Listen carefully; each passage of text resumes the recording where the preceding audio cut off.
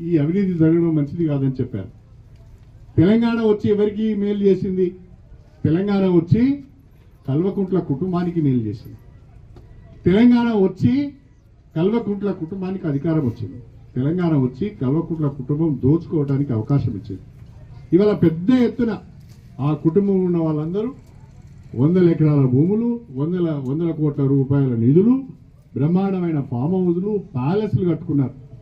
ఒక మాట ఆలోచించండి. ఇంతమంది నన్ను మాట్లాడుతున్నారు కేసీఆర్ను కాదని కడియం సీఆర్ పోయింది అని.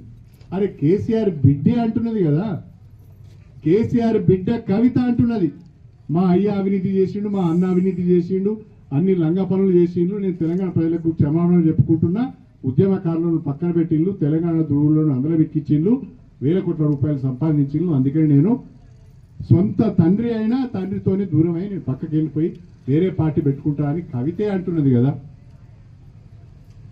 కవిత మాట్లాడే మాటలకు, కవిత చేసే ఆరోపణలకు చాతనైతే మీరు ముందుగా సమాధానం చెప్పండి.